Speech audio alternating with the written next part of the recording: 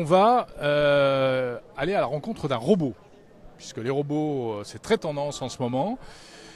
Et je vais vous faire découvrir un robot qui s'appelle Easy, avec un H, et qui est français également, et qui est cette espèce de... Ben voilà, ce grand robot, parce que la particularité, c'est que celui-ci est vraiment de grande taille. Voilà, la start-up Ease, bonjour. Alors, je vais venir de votre côté.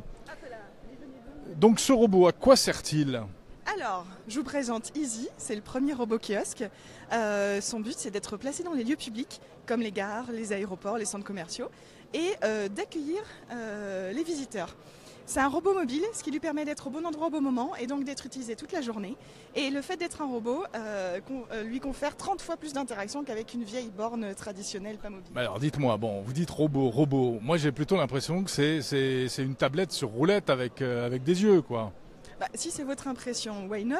Après, c'est vraiment des technologies robotiques à l'intérieur. On est des roboticiens, mais nous, notre credo, c'est vraiment de faire de la borne d'accueil mobile et intelligente. C'est vraiment ça. On est sur une borne qui a l'aspect d'un robot, mais qui offre les vrais services d'une borne. Est-ce qu'il parle, ce petit robot ? Alors, dans les lieux publics, on s'entend déjà pas trop parler. Donc, le robot parle pas un langage humain, il parle son petit langage robot qui lui permet d'être compris par tout le monde. Voilà. Donc c'est en fait essentiellement... Donc par exemple, on pourrait l'imaginer, là il est dans un scénario de robot d'accueil dans un cinéma, c'est ça ? Oui, c'est ça. Donc le robot vous accueille à l'entrée du cinéma. Il vous permet de prendre votre place, il vous conseille même sur le film à voir si vous ne savez pas quel film. Et ensuite, à la sortie du cinéma, il vous permet de laisser un avis vidéo sur le film que vous venez de voir. Voilà. Donc c'est l'intérêt de la mobilité, c'est de pouvoir changer d'application suivant le lieu où il est placé.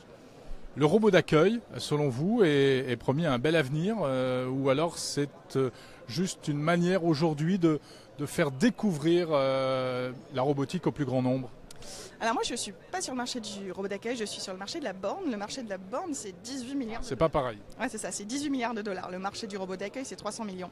Donc moi ce que je veux c'est que... Un vrai service. C'est ça exactement, c'est non seulement avoir un vrai service, mais faire entrer les bornes d'accueil qui sont des trucs mais assez vieillots et pas intuitifs. Je veux les faire entrer dans le 21e siècle.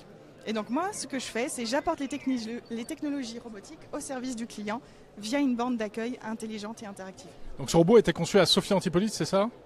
Non, à Lyon. À Villeurbanne, tout à fait. Je me suis un petit peu emmêlé les pinceaux. C'est pas grave, on est une jeune start-up lyonnaise, on a été fondée en septembre. On a fait donc notre premier proto, celui-ci en 4 mois pour le montrer au CES. Et on est en phase d'industrialisation pour le commercialiser en 2018. Très bien, bonne chance à Ease.